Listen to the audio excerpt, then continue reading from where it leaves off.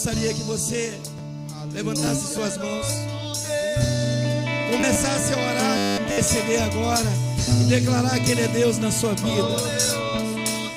Declarar que o Senhor é Deus em sua vida e que se Ele é poderoso, você confia nele, sabe que todas as coisas cooperam para o bem daqueles que amam o Senhor. Poderoso Deus,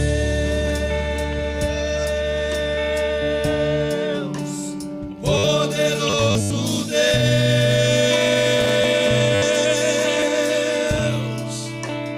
poderoso Deus, minha alma anseia por ti. Poderoso Deus, aleluia, Aleluia.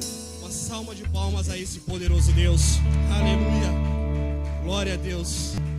Obrigado, Ministério de Louvor, os varões, glória a Deus. A paz do nosso Senhor Jesus Cristo. Boa noite, igreja. Podem se sentar, fiquem à vontade, glória a Deus. Meu nome é Pablo, eu sirvo a esta igreja, a Jesus Cristo, aqui nesta casa como diácono. Boa noite a vocês que nos assistem pelas redes sociais. Boa noite a você que nos assiste aí de Minas Gerais. Boa noite a todos. Eu gostaria de pedir a minha esposa, chegue mais próximo, se ajunte. A todos que cheguem mais próximo, o Vitor está aí. Glória a Deus.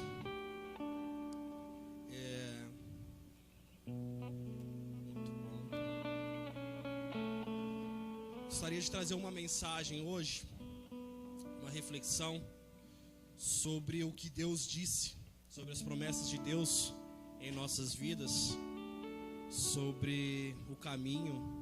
Michel trouxe aqui um pouco já, parece que foi combinado, mas não foi. Eu vou falar um pouco também sobre isso. E isso é bom, né? Isso demonstra aí uma inspiração já inicial do Espírito Santo. Eu estou muito feliz pela oportunidade, eu estou muito feliz em estar com vocês hoje e de trazer esta mensagem na qual é uma experiência de tudo que eu tenho vivido, de tudo que eu tenho aprendido aqui na escola bíblica, às sextas-feiras, aqui nos cultos, às quartas, aos domingos, no curso de novos membros, na relação que eu tenho com a minha liderança, a relação que eu tenho com meus colegas. E toda essa mensagem é uma aplicação prática, é uma realidade, é uma promessa viva do que tem acontecido na minha vida. Eu gostaria de convidar vocês a estarem comigo nesta mensagem. Vamos abrir as nossas Bíblias no Evangelho de Romanos, capítulo 4, o verso é o 19. Romanos, capítulo 4, verso 19.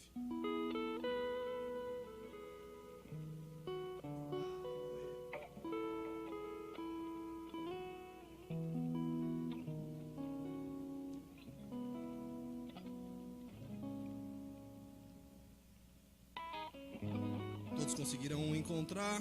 Glória a Deus. Aqui só tem fé em Bíblia, então vai estar tranquilo hoje. A gente vai fazer um passeio aqui pela Bíblia e vai ser legal. Diz assim a palavra de Deus: Abraão tinha quase 100 anos, mas mesmo quando ele pensou a respeito do seu corpo, que já estava como morto, ou quando lembrou que Sara não podia ter filhos, a sua fé não enfraqueceu.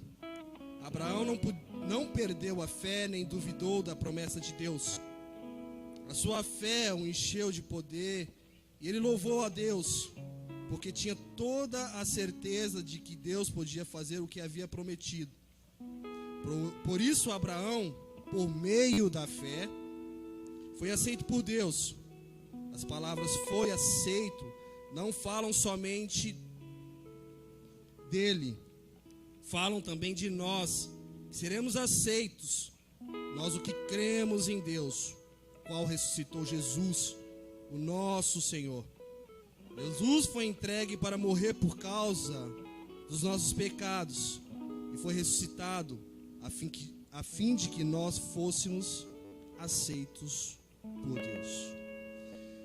Incline sua cabeça, feche seus olhos. Eu gostaria de fazer uma oração, pedir ao Espírito Santo que conduza. Pai eterno, Pai querido, Pai amado, Pai do nosso Senhor Jesus Cristo, na tua presença, Senhor, eu gostaria de pedir que o Senhor ministrasse aos nossos corações.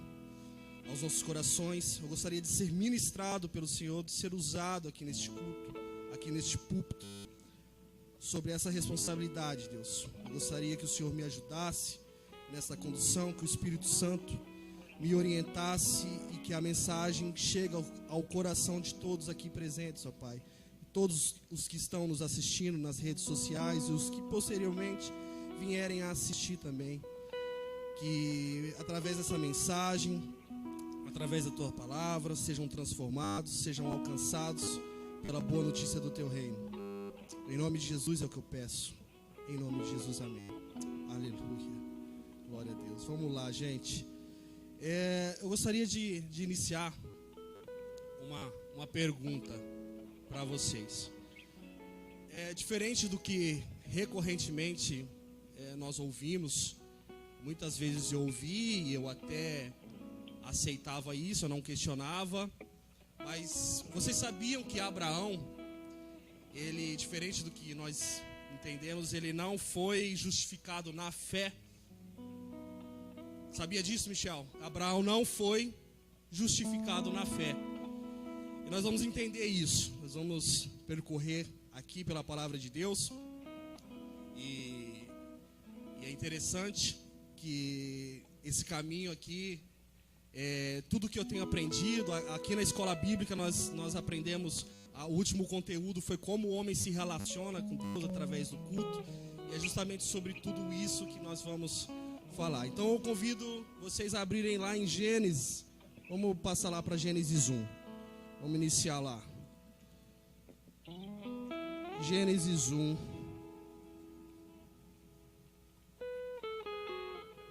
Vamos de Bíblia.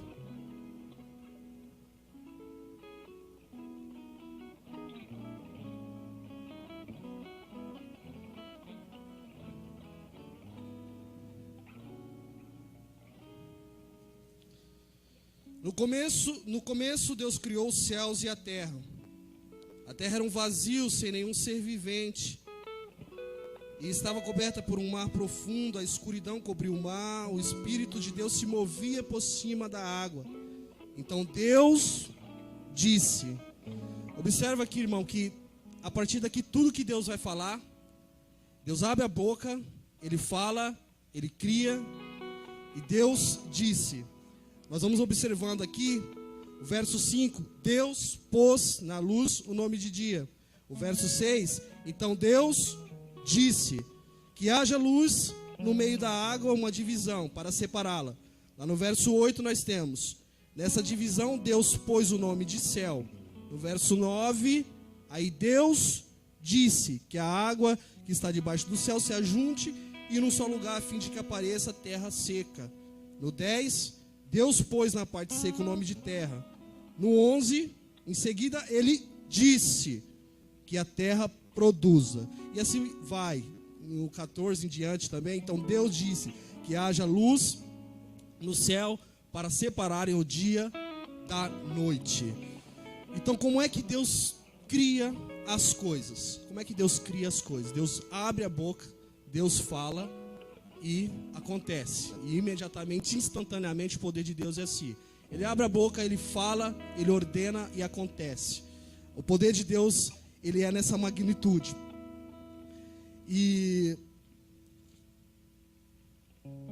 porque a Bíblia nesse sentido, por que a Bíblia então é tão importante para nós?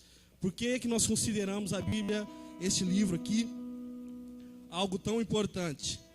Talvez alguns não entendem, talvez alguns que estão nos assistindo aí pelas redes sociais, eles veem esse grupo de pessoas, esse grupo de cristãos que colocam a Bíblia debaixo do braço, que vêm aqui na escola bíblica às sextas-feiras e que passam do horário, que ficam até tarde conversando sobre essa tal Bíblia, essa palavra de Deus. Mas o que tem essa Bíblia de tão interessante, o que ela tem de tão profundo, de tão poderoso, que as pessoas, esse grupo de pessoas, esse grupo de cristãos, eles eles ganham, eles valorizam tanto esse livro. Porque isso aqui, irmãos, é a palavra de Deus, é o que Deus disse. E eu vou repetir bastante isso. Vai se preparando, eu vou repetir isso bastante, porque eu quero que isso aprofunde, que isso fique no seu coração, para que você vá para casa pensando no que Deus disse. Eu vou fazer uma relação com a palavra de Deus. Isso é só para a gente entender, isso é só para trazer um exemplo exemplificativo. Eu não estou comparando, claro que não. Eu estou trazendo um exemplo só para nós entendermos como é a relação de Deus com nós. Essa palavra aqui, este livro, é mais ou menos como se fosse um contrato. Na verdade, é um contrato. A relação de Deus, quando nós vemos lá em Gênesis 15, aquela relação que Deus fez ali com Abraão, aquela aliança, aquilo nada mais é do que um contrato. Tudo aquilo, se você for pegar um contrato hoje, e você for analisar, tudo que tem num contrato hoje, foi o que estabelecido por Deus ali.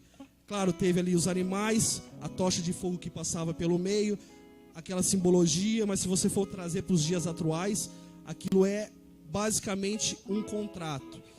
E nós entendemos que é deste modo, porque a palavra de Deus é uma fonte, hoje para o direito é uma fonte de contrato. Então, nesse sentido, existe uma expressão em latim que se fala assim: pacta sunt servanda. Pacta sunt servanda, que significa, tradução livre, o contrato faz lei entre as partes. Contrato faz lei entre as partes. O que isso significa? É quando você senta para fazer um contrato com alguém, para pactuar um contrato com alguém, você assina, a outra parte assina, aquele contrato ele se torna lei. A legislação brasileira, ela fala isso. Isso está acima até, entre aspas, aí da Constituição. A Constituição brasileira, ela garante que o contrato faz lei entre as partes. Para nós entendermos melhor, por exemplo, lá na Constituição, no artigo 5º, lá menciona que a casa é asilo inviolável, que ela não pode ser alienada, é um bem inalienável. A gente tem um exemplo do Eike Batista, que perdeu todos os bens, mas a casa dele foi mantida, porque a Constituição garante que a casa, ela é inviolável, ela é inalienável. O banco não pode tomar a casa do sujeito. Isso está previsto na lei. No entanto, quando você vai no banco, você faz um empréstimo e você coloca a sua casa como garantia, você pode perder a sua casa. Aí, por que isso acontece?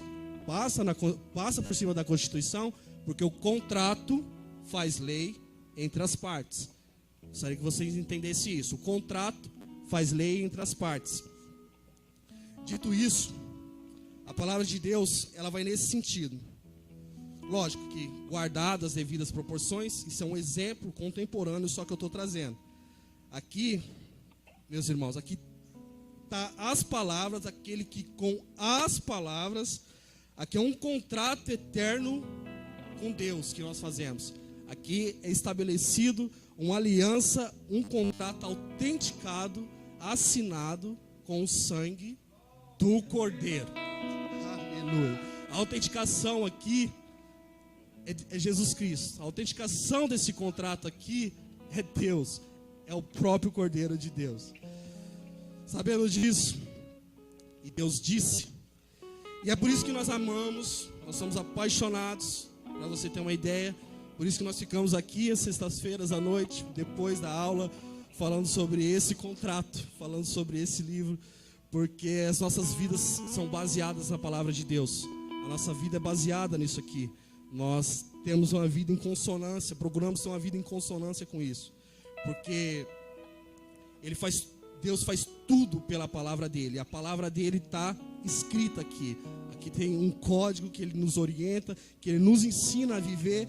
Aqui tem contrato, aqui tem cláusulas, aqui tem promessas de Deus para a nossa vida. E Ele é o Deus disse, Ele é o Deus feito carne. Isso está lá em João, capítulo 1. Eu não vou entrar nisso, eu aprendi isso aqui também. O verbo que se fez carne. Mas Ele é a encarnação daquilo que Deus disse. Jesus Cristo, que autentica, que assina esse contrato, Ele é a encarnação de tudo que está escrito aqui. Então isso aqui é vivo, isso aqui toma forma, isso aqui tem cor, isso aqui tem cheiro, isso aqui é uma experiência viva, é um contrato vivo. Aleluia. A Bíblia é um livro sobre aquilo que Deus disse, já aconteceu. É um livro daquilo que está acontecendo e é um livro daquilo que está por vir, daquilo que vai acontecer. Tem promessas que aconteceram, tem promessas que perduram, tem promessas contínuas. Como o ID, eu aprendi ontem, eu aprendo todos os dias, eu fico atento.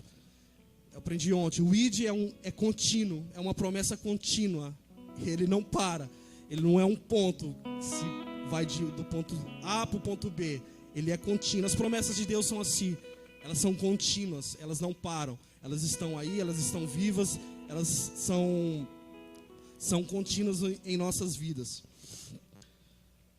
A Bíblia diz que Deus não pode mentir, porque se Deus mentir, todo esse contrato aqui ele perde a validade. É o que se diz no direito de vício do contrato, é o que se diz no direito de nulidade. Um processo, às vezes, ele está quase transitado e julgado, ele teve recurso, tudo está lá no final. Às vezes o réu já foi sentenciado por causa de um vício, por causa de um vício de formalidade, aquele processo inteiro ele é anulado, ele perde a sua validade. E é por isso que Deus não pode mentir. Deus ele tem um compromisso com esse contrato. Deus não é homem para mentir. Imagina que eu pego esse copo de água aqui. Imagina que eu pego esse copo de água. Que é água. Mas imagina que eu pego esse copo de água e eu diga assim: aqui tem vinho. Estou bebendo vinho. Claro, é evidente, vocês estão constatando que isso aqui não se trata de vinho. Isso aqui se trata de água. Então a constatação que se faz é que eu sou o quê? Um mentiroso, que eu estou mentindo. Porque é água. Agora vamos supor que Jesus Cristo vem aqui agora. Aí ele pega esse mesmo copo de água, e aí ele diz assim: eu estou bebendo vinho. Sabe o que acontece? E já aconteceu. Isso aqui aleluia. Isso aqui vai virar vinho imediatamente.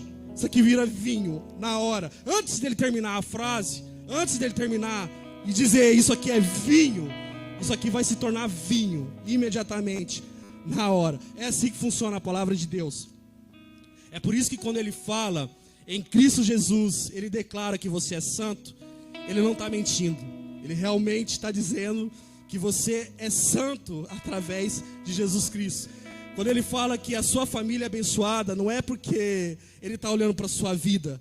Ele está dizendo isso porque ele está fazendo a sua família abençoada. Aleluia, é assim Deus diz.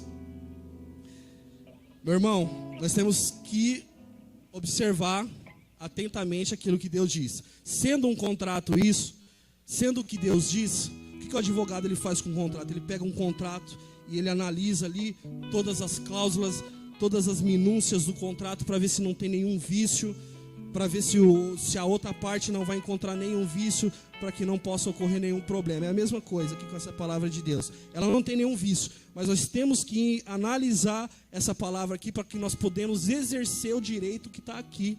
Nós temos que colocar isso aqui em prática para nós exercermos as promessas que estão aqui. O direito aqui nesse caso da palavra de Deus são as promessas de Deus para a nossa vida. São as cláusulas que nos beneficiam. São as promessas de Deus. Então eu gostaria que vocês abrissem. Vamos lá em Gênesis 2:16. Só para a gente entender isso.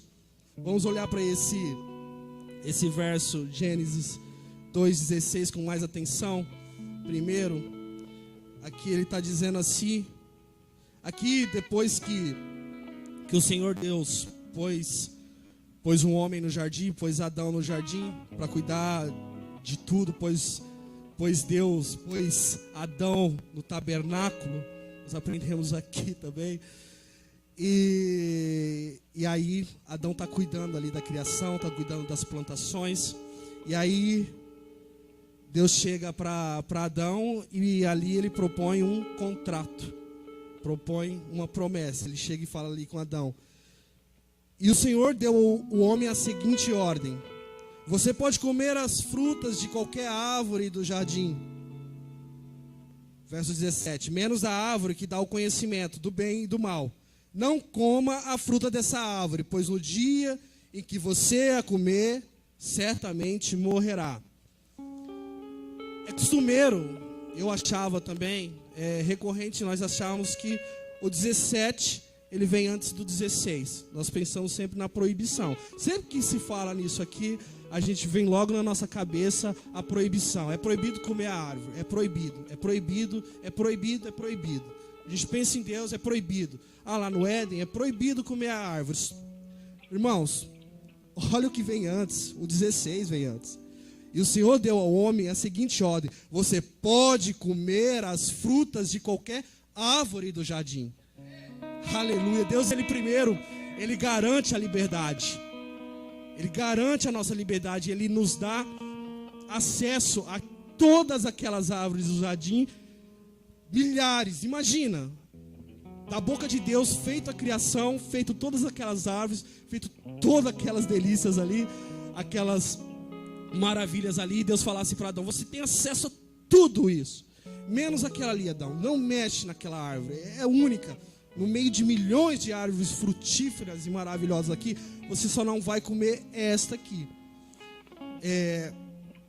Então, o que Deus está fazendo aqui? Ele está protegendo o homem. Ele está dizendo: não mexe nisso, seja obediente. É uma relação, é um contrato. Vamos fazer um contrato, vamos fazer um acordo. Pactua comigo assim. Você pode ser obediente, não mexe nessa árvore aqui.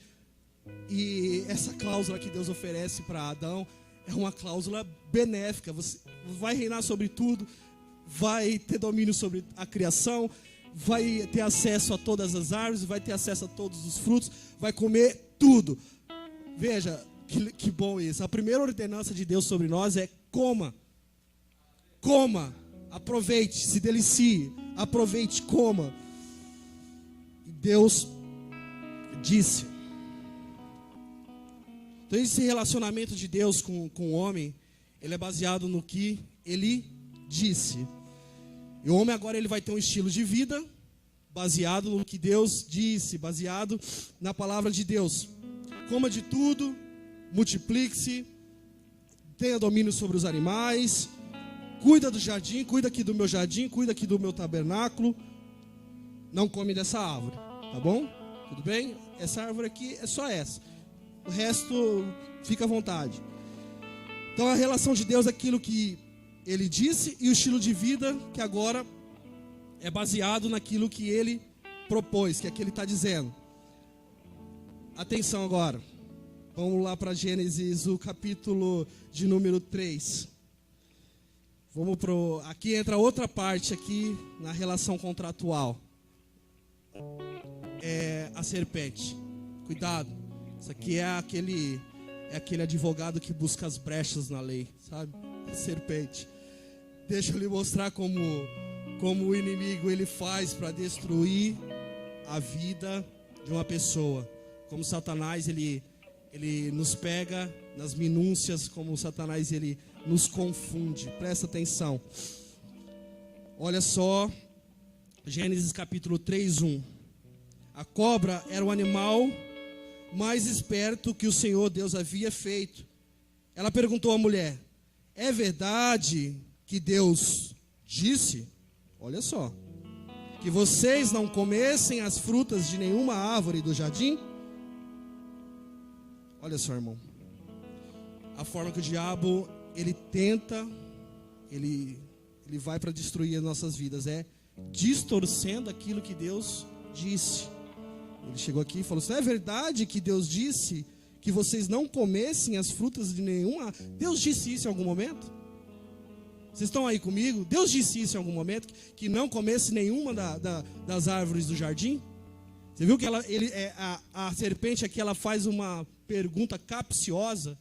Ela faz uma pergunta a fim de que a mulher aqui respondesse o que ela queria. É aquele promotor capcioso que faz a pergunta para o réu e coloca ele numa saia justa. Exatamente isso. O diabo ele vai fazer você chegar, vai fazer algo, ou alguém, ou a sua própria mente, o seu próprio entendimento, as armadilhas da mente, colocar em contradição aquilo que Deus disse. Ele vai fazer perguntas capciosas, alguém, uma doutrina, alguma coisa, para que seja distorcido este contrato aqui, o que Deus disse. Porque Ele sabe que para nós, os cristãos verdadeiros, os cristãos genuínos, para quem leva isso aqui a sério, para quem assinou esse contrato com Deus aqui, Ele sabe que isso aqui é muito importante para nós, que isso aqui é o que Deus disse. Então Ele vai tentar distorcer exatamente isso. Observe o que a serpente fala na parte B aí do verso 1 do capítulo 3.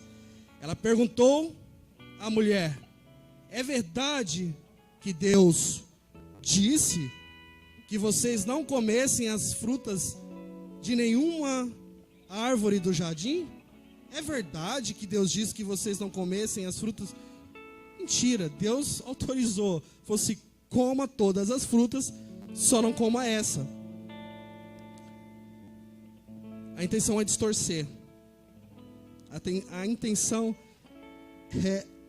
é a distorção. A segunda forma é plantar uma dúvida, é deixar a palavra de Deus dúbia, em dois sentidos. A palavra de Deus ela não tem dois sentidos, ela não é dúbia. A palavra de Deus ela é reta, ela é cristalina, ela é entendível, ela é fundamentada. A palavra de Deus ela é pura. A segunda forma, observe aí o verso 4 do capítulo 3. Então a serpente disse à mulher: certamente não morrerá. Certamente não morrerá. Gente, a mulher, a Eva, ela chega lá e diz que pode comer tudo, só não pode comer que Deus disse para ela. Mas Deus me disse que eu posso comer tudo, que eu só não posso comer a árvore do conhecimento, porque se eu comer dessa árvore aqui, eu vou morrer.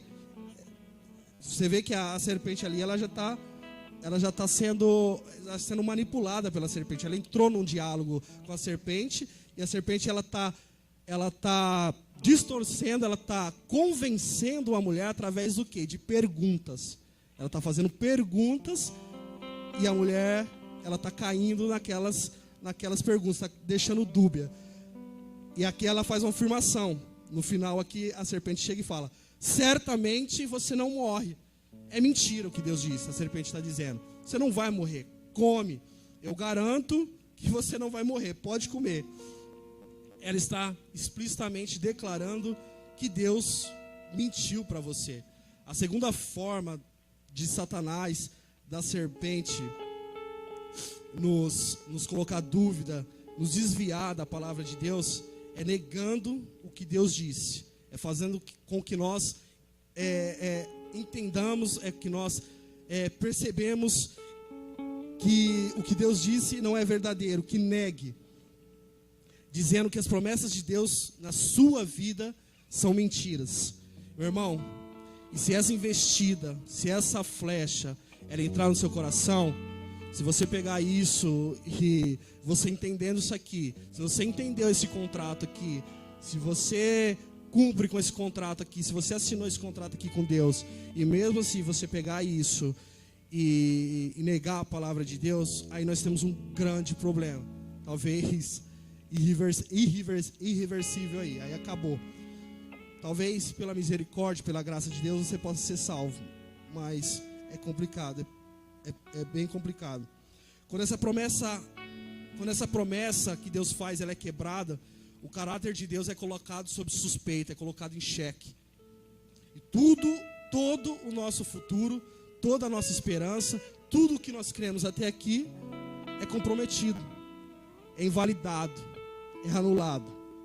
Se Deus mente, no que nós vamos ter esperança? No que nós temos esperança? Você entendeu? Então a serpente ela vai colocando isso na nossa mente. Onde nós vamos apoiar? Onde nós vamos nos apoiar? Onde vamos colocar a nossa esperança? Onde vamos colocar o que nós temos crido? Em nós mesmos? Nós vamos colocar a nossa esperança no dinheiro, na promessa que o dinheiro pode nos trazer, pode nos oferecer, naquela falsa ideia de viva o hoje, não se importe com o futuro, aquela expressão em latim que diz também carpe diem, aproveite o momento. Não é assim. Presta atenção. E quando eu falo de dinheiro, eu estou dizendo, não estou enaltecendo e romantizando a pobreza. Muito pelo contrário, quando a gente tem uma vida em compromisso com isso aqui, quando a gente tem uma vida alinhada com as promessas de Deus, o dinheiro é uma consequência. O dinheiro também é uma promessa. A fartura, a prosperidade também é uma promessa de Deus, é um princípio de Deus para nossas vidas. Não é uma relação de barganha, claro, mas é um princípio de Deus para nossas vidas. Eu vou falar sobre isso mais adiante, para eu não perder aqui a concentração. Não há esperança em nada se Deus mente. Porque o que sustenta essa verdade absoluta aqui é as promessas dele e é o que ele diz. O universo, toda a criação é baseada, irmão Sidney, no que Deus disse. E Satanás ele vai tentar fazer nós acreditarmos que Deus mentiu. Que, na verdade, porque as investidas dele é no sentido de convencer nós a não crermos no que Ele tem para nossas vidas, nas promessas que Ele tem nas nossas vidas. E me pergunte o porquê, mas pergunta com vontade. Não faz aquele pergunte o porquê fraco, não. É um feijão. Aleluia. Aqui tem comedores de Bíblia mesmo. Glória a Deus. Presta atenção, guarda isso, eu vou lhe dizer. Aleluia. Não crer nas promessas de Deus é a raiz de todos os males. Não crer na promessa de Deus, escuta, presta atenção. Não crer nas promessas de Deus é a raiz de todos os males. Eu não sei qual o pecado que você está vivendo, mas eu sei qual que é a raiz deste pecado. E eu sei isso porque está escrito aqui. Eu encontrei aqui nas linhas desse contrato minucioso. Deixa eu te mostrar isso em 1 Timóteo, capítulo 6, verso 10.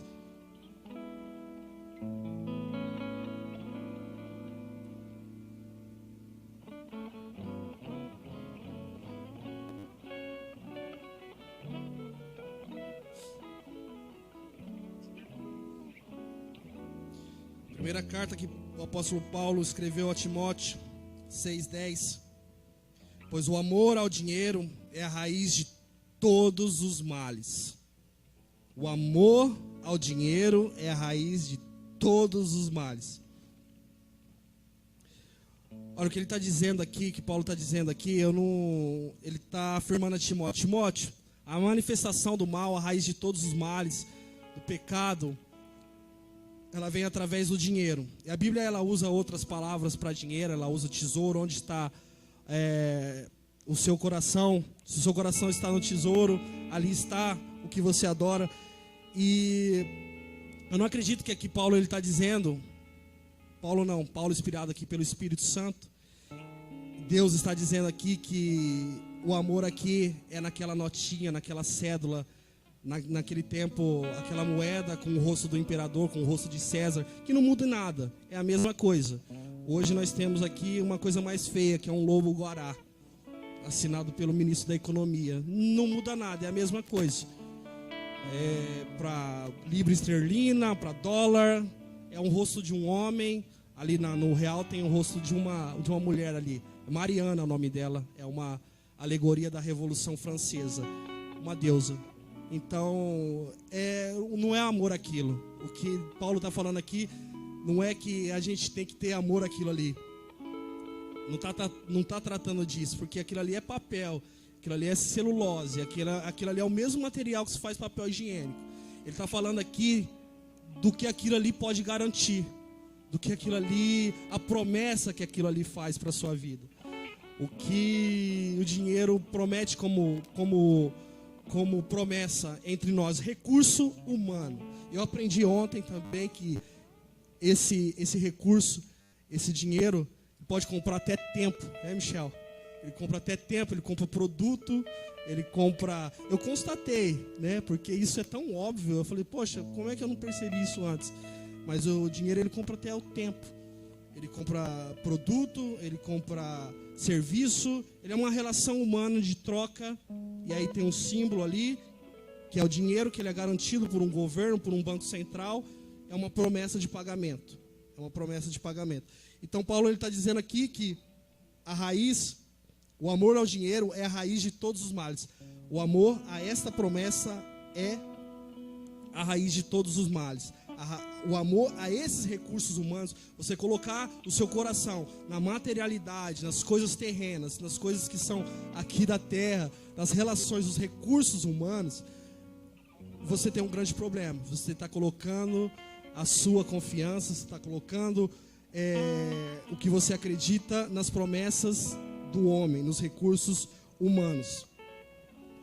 Deixa eu inverter para você entender. Não confiar nas promessas de Deus é a raiz de todos os pecados.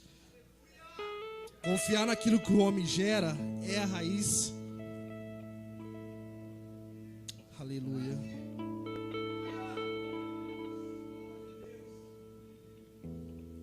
Meu irmão, eu não sei o que está escravizando você, mas eu sei que a raiz disso está escrito aqui. E se você confia nos recursos humanos, simplesmente você está deixando de confiar nas promessas de Deus. E para confiar nas promessas do homem é fácil, é simples, porque ela é sedutora, ela é aparente. Você pega ali uma nota do Lobo-Guará ali de R$200, você vai ali no mercado e faz uma compra. É bem simples confiar na promessa do homem, né? Agora tem o Bitcoin também, que é uma promessa de pagamento também, só que ela não tem lastro. Então, ela não é garantida pelo banco central. Então, é uma promessa também frágil. Pode cair a qualquer momento. E a mesma lógica, ela se aplica ao contrário.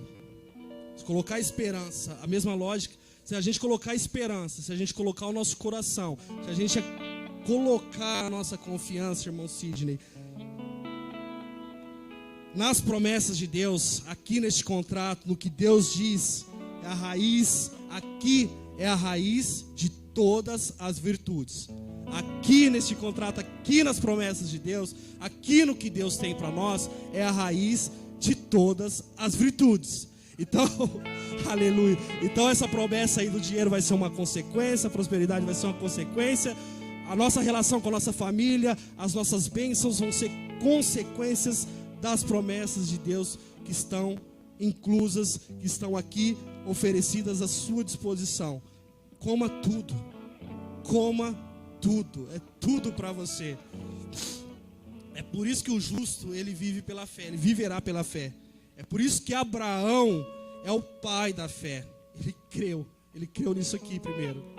É por isso que a Bíblia é um livro sobre fé, sobre promessas, sobre o que Deus diz.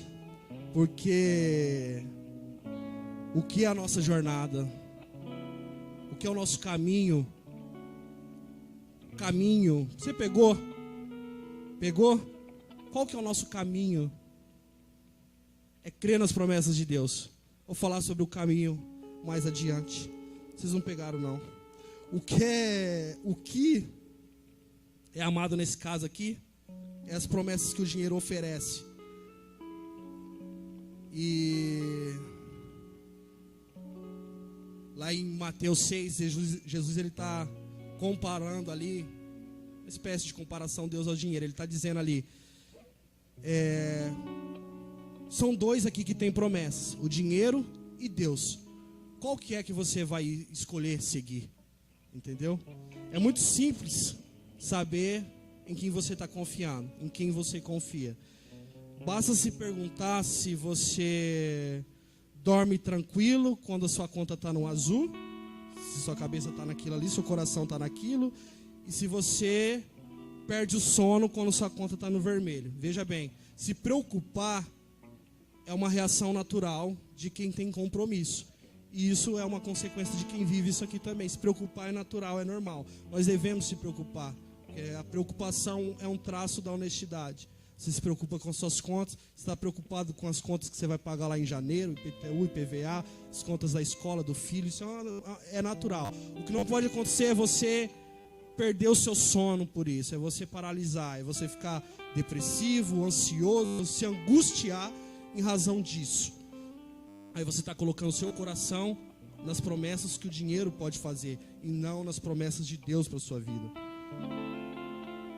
Porque, ao contrário, meu irmão, se você confia em Deus, você dorme.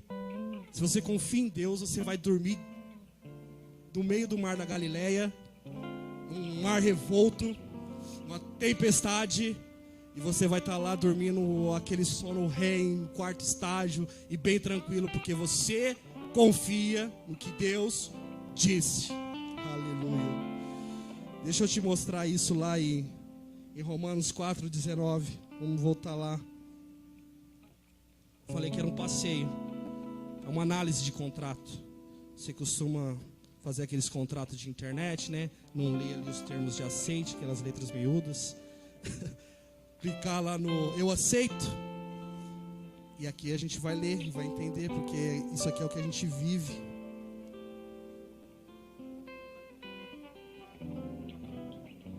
Abraão, aqui no verso 19, Abraão, ele não depositou a confiança dele em recursos humanos. Veja bem, 19, tinha quase 100 anos, que já estava como morto.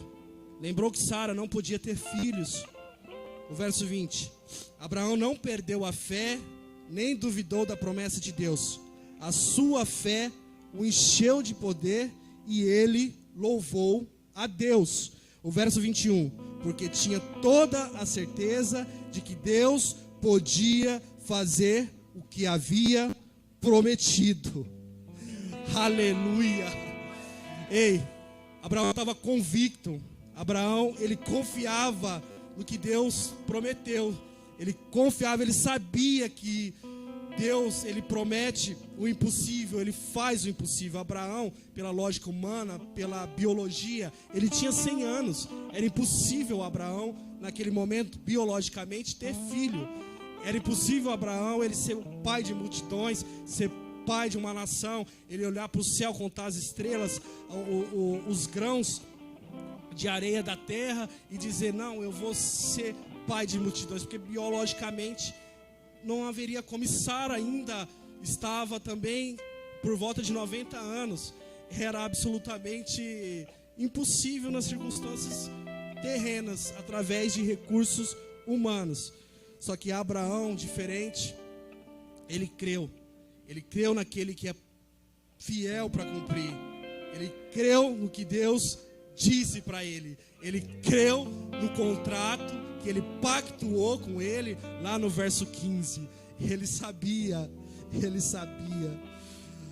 Observe o verso 22, porque para nós hoje aqui, o verso 22, irmãos, ele é o verso chave aqui dessa mensagem, ele é o que nós chamamos no direito de cláusula essencial, é o verso 22, por isso, Abraão, isso o quê? Né? Confiar, crer na promessa. Por meio da fé, foi aceito por Deus. Ou em algumas traduções, lhe foi imputado como justiça. Então aqui eu respondo aquela pergunta. Por meio da fé. Abraão não foi justificado na fé. Abraão foi justificado por meio. E o que é o por meio? O por meio é o caminho. É o caminho contínuo. É o caminho que não para. Aleluia. Lá em João 14,6, Jesus diz: eu sou o caminho, a verdade e a vida. Ninguém vai ao Pai senão por mim. Segura essa promessa. Eu sou o caminho, a verdade e a vida. Aleluia.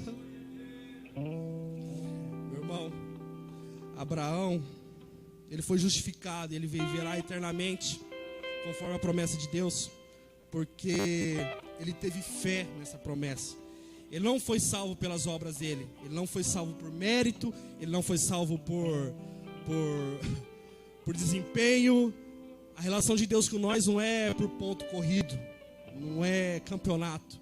A relação de Deus com nós é por amor, é por... Ele coloca esse contrato aqui, ele é todo em nosso benefício. Deus, ele não quer nada de nós em troca. Ele só quer que nós cremos no que ele tem a nos oferecer. É simples a relação, é o contrato mais simples que possa existir. E muita gente acha que Abraão, ele foi justificado na fé pelas promessas de Deus, porque ele viveu antes de Jesus. E aí nós percorremos também aqui na aula sobre isso. E hoje ainda nós, do mesmo modo, nós continuamos sendo salvos pela fé nas promessas. Observe lá o verso 23, está dizendo as palavras, verso 23. As palavras foi aceito ou justificados não falam somente dele. Aleluia. Você pegou? Verso 24. Falam também de nós, que seremos aceitos, justificados, não no que cremos, nós o que cremos em Deus, o qual ressuscitou Jesus, o nosso Senhor. Ressuscitou Jesus, o nosso Senhor. Presta atenção, ele está dizendo que nós somos salvos por crer naquele que ressuscitou Jesus. Deus, nós somos salvos por crer no Cristo ressurreto. Nós somos salvos por crer na promessa de Cristo em nossas vidas. E Abraão já sabia disso quando ele levou Isaac lá para o sacrifício e apareceu aquele carneiro. E aquilo ali já foi também uma relação contratual, e Abraão já percebeu isso antes de haver contrato, antes de haver escrito, antes de haver por termo. Abraão já cria nas promessas de Deus.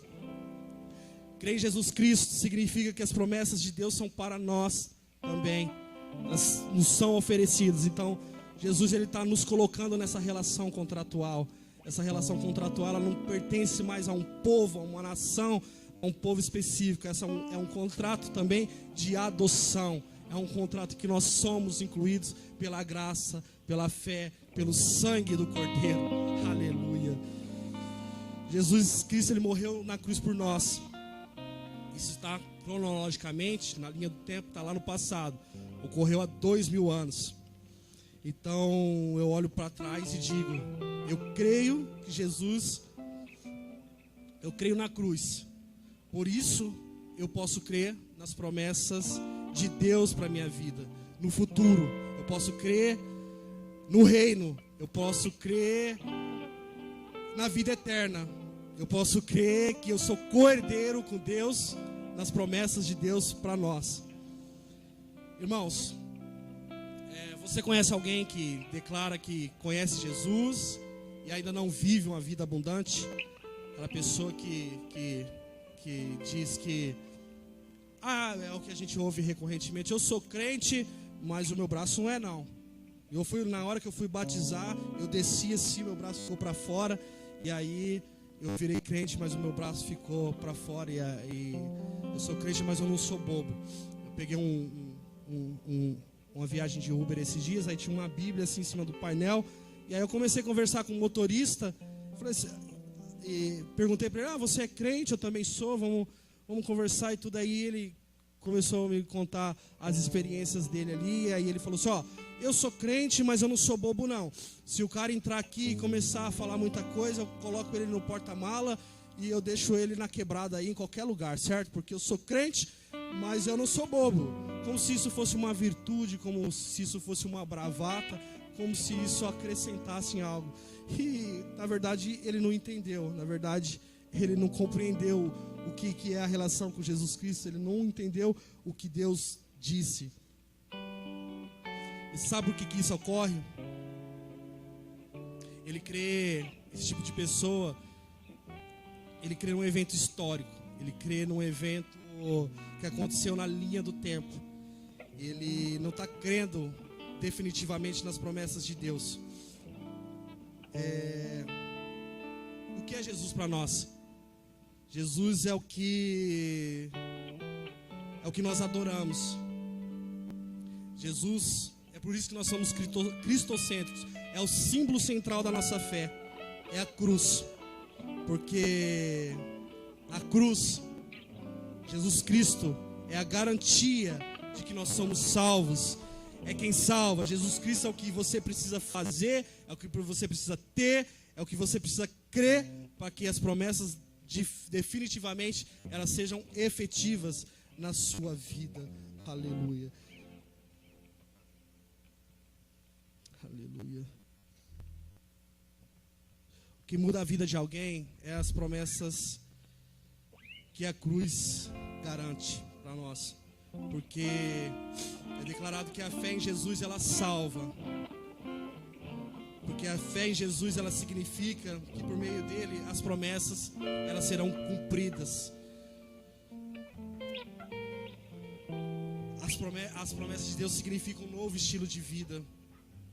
Se você crê nas promessas, você tem fé, você tem um novo estilo de vida, e aí você passa a ser transformado. Nós somos uma promessa de Deus. Essa igreja é uma promessa de Deus. A minha vida aqui no altar é uma promessa de Deus. Isso que eu estou fazendo hoje aqui é uma promessa de Deus. Isso que o Michel fez é uma promessa de Deus. A minha esposa na minha vida, a nossa família é uma promessa de Deus. A restituição da nossa família é uma promessa de Deus. Se eu creio na promessa da ressurreição, eu posso ter uma vida. Eu posso ter uma vida tranquila. Eu posso ter uma vida em consonância com o que Deus tem preparado para mim. Eu posso experimentar das promessas dele em abundância para nós. Se eu creio na ressurreição, no reino, na eternidade com Cristo, não tem como eu viver uma vida angustiada, não tem como eu viver uma vida infeliz. Não posso viver uma vida com medo, não dá. Porque se genuinamente eu creio na ressurreição, eu creio que eu viverei eternamente na glória com Cristo, não tem como eu viver com medo, não tem como eu viver paralisado, não tem como eu viver angustiado. E é isso que aconteceu lá com os discípulos. E aí nós estudamos isso aqui em João, nós passamos por isso aqui na escola bíblica. Lá em João capítulo 20, os discípulos eles estão ali no estado de paralisia pelo que aconteceu dentro daquela casa, ali no conformismo daquele isolamento.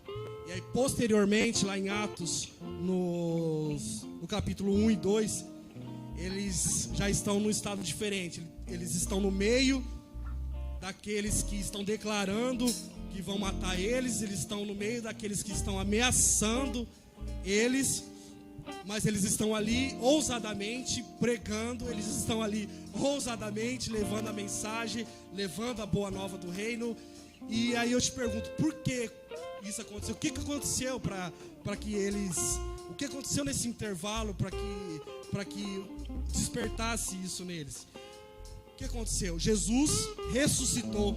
A promessa se tornou sólida. A promessa se cumpriu. Jesus ressuscitou. Agora eles creem na promessa da ressurreição.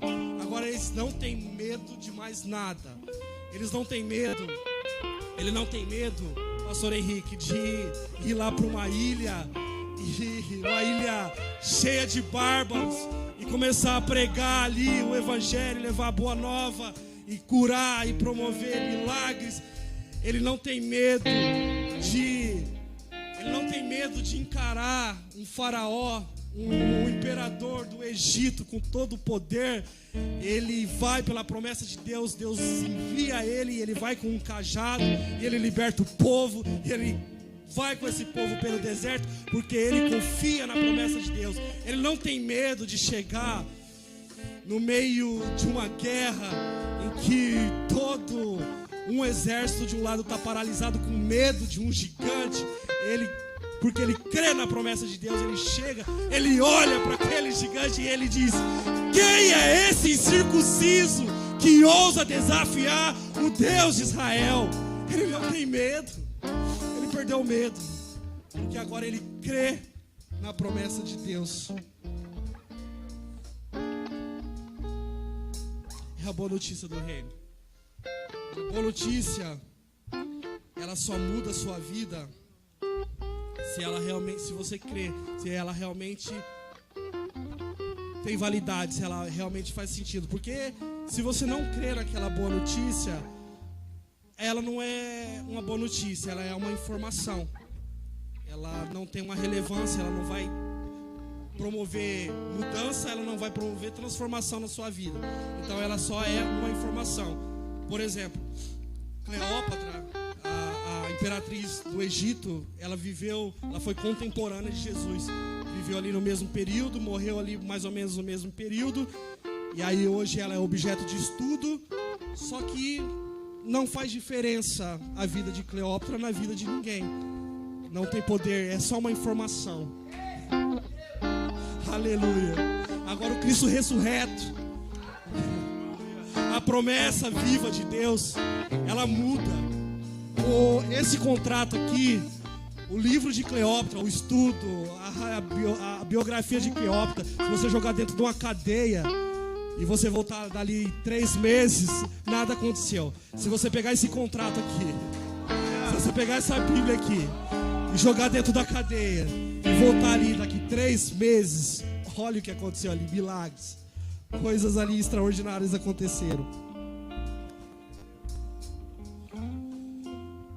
Gente, eu vou dar outro exemplo, vou concluir.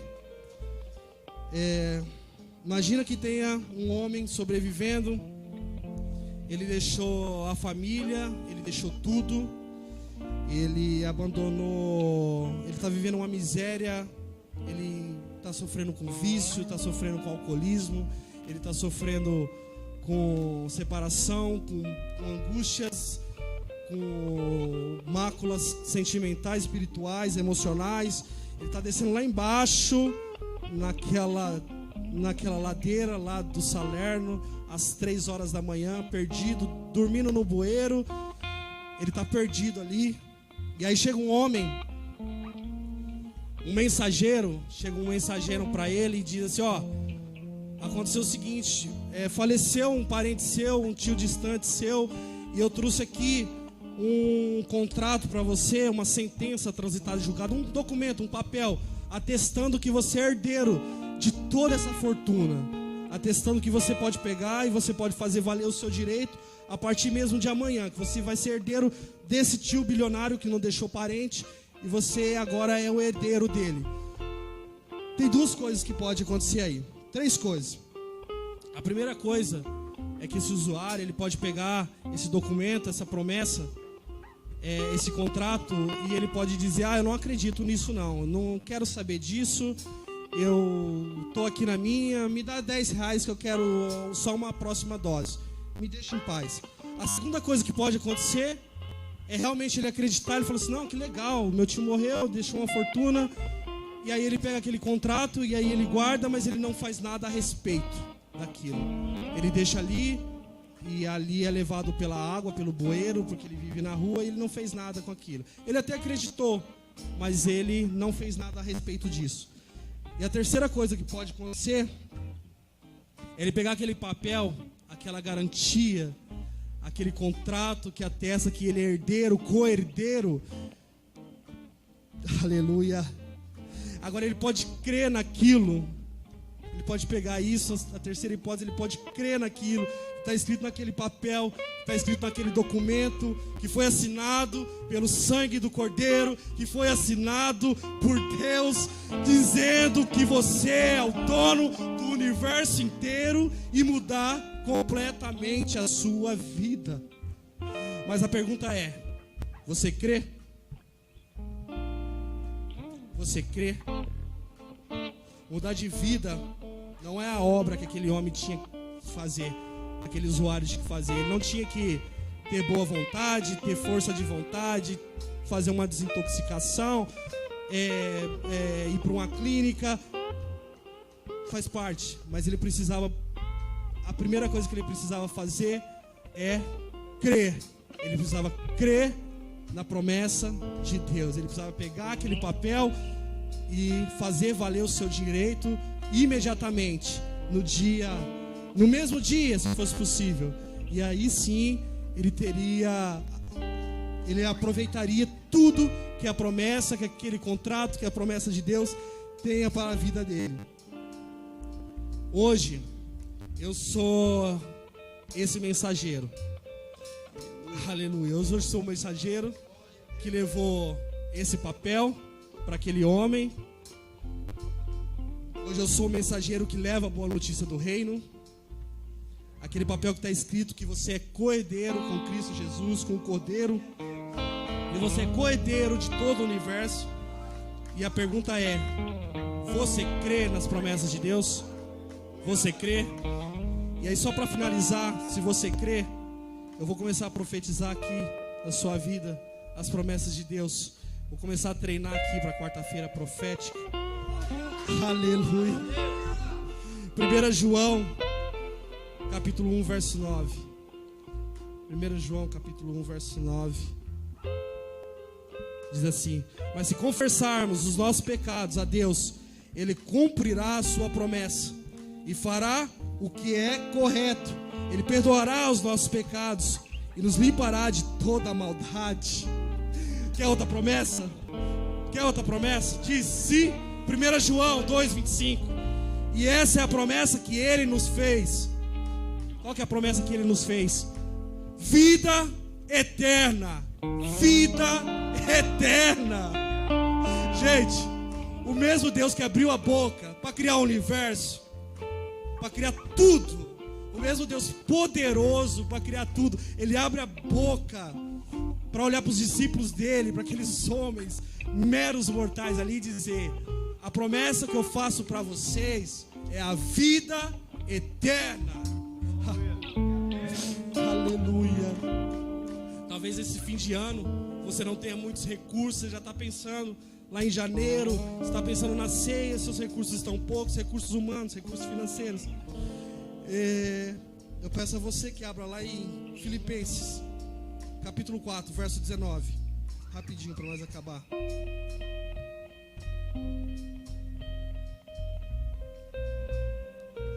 Filipenses 4, 19.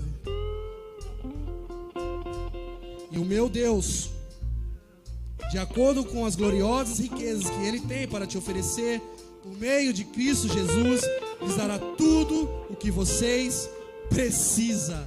Ei, pega Filipenses 4, 19, coloca olha para o espelho todos os dias, começa a ler, declarar para a sua vida. Ele tem para oferecer por meio de Cristo Jesus, lhes dará tudo o que vocês precisam. Gente, talvez nesse final de ano você se sinta solitário, você se sinta deprimido, você se sinta sozinho. Aí nós vamos lá em Mateus 28, 18. Mateus 28, 18.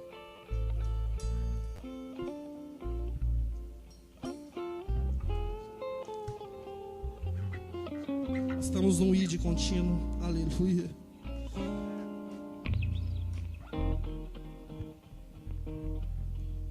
Então Jesus chegou perto deles e disse: Jesus disse: Deus me deu todo o poder no céu e na terra. Portanto, vão a todos os povos todos os povos do mundo e façam com que sejam meus seguidores, batizando esses seguidores em nome do Pai, do Filho e do Espírito Santo, ensinando-os a obedecer a tudo que tenho ordenado a vocês. E lembre-se disto: eu estou com vocês todos os dias até o fim. Eu estou com vocês todos os dias até o fim. Aleluia. Glória a Deus. Gente, não se sinta sozinho, não se sinta solitário. Jesus, ele está prometendo, isso é uma promessa. Deus que abriu a boca para criar o universo, ele está dizendo: eu estou com vocês todos os dias até o fim. Eu estou com vocês todos os dias até o fim. É o Deus de promessas. Talvez você esteja se sentindo rejeitado, falta de aceitação, e aí eu deixo para falar para vocês uma das cláusulas mais poderosas do contrato, que se chamaria no direito de cláusula de objeto, lá em Romanos 8, 38. No Romanos 8, 38.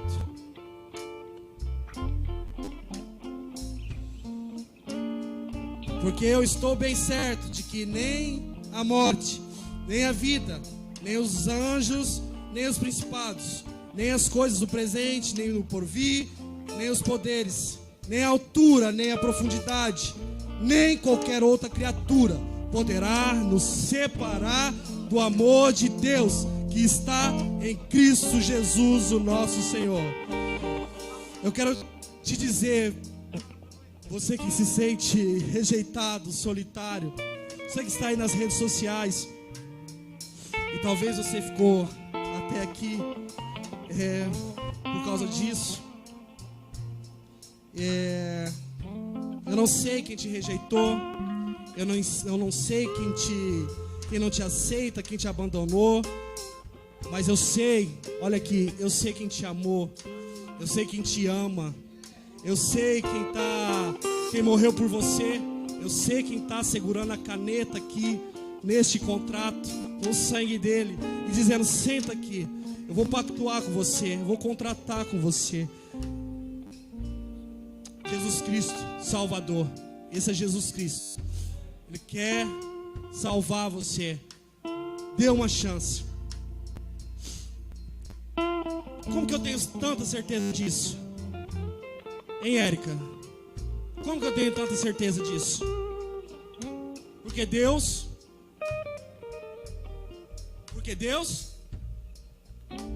disse. Aleluia. Esse disse já é realidade. Nada pode nos separar do amor de Deus. Nada pode nos separar do amor de Deus.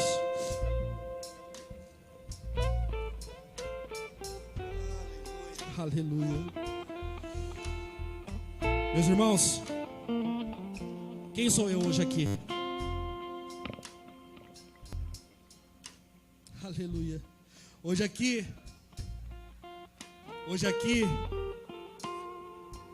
eu sou aquele usuário, eu sou aquele mendigo que descia aquela rua, aquela ladeira do Salerno, às 3 horas da manhã, que se escondia num bueiro. Eu sou aquele homem que vivia humilhado pela próxima dose, que vivia humilhado por uma promessa de R$10, por uma cara de uma arara. Eu sou aquele homem que não tinha perspectiva. Eu sou aquele mendigo que entrou pelaquela porta, sentou ali e creu no mensageiro que estava aqui, e creu na promessa de Deus que se cumpre hoje aqui. Eu tenho uma boa notícia para lhe dar. Eu sou um mendigo que voltou ontem ali. Eu sou um mendigo, Michel, que voltou ontem ali para levar a boa notícia agora, para falar para os outros mendigos que existe salvação, que existe promessa, que existe restauração, que existe salvação por meio de Cristo Jesus. Que Ele tomou o seu lugar, que Ele morreu por você, que Ele está te esperando, que Ele pagou toda a dívida. Heltetelestai. está consumado. Ele pagou por você. É um contrato de adoção, é um contrato de casamento. Ele é o seu noivo. Ele está te chamando. Ele está te dando uma aliança. Ele está te chamando para firmar esse contrato com Ele. E agora tem uma lista aqui de cláusulas em seu benefício, uma lista aqui de promessas, porque Ele te ama. Ele te ama. É o ano de você crer. É o ano de você basear a sua vida nas promessas de Deus. Aleluia. É o ano de você confiar, de ter fé. De ter fé em quê? De ter fé no que Deus disse. Aleluia.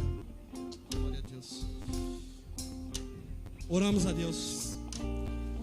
Santo e poderoso Deus, amado e querido Pai, Pai do nosso Senhor Jesus Cristo, obrigado, Pai, por nos conduzir, por nos oferecer as tuas promessas, por nos oferecer a tua mensagem, a tua boa notícia, por nos dar restauração, por nos promover cura, por nos promover milagres, Pai.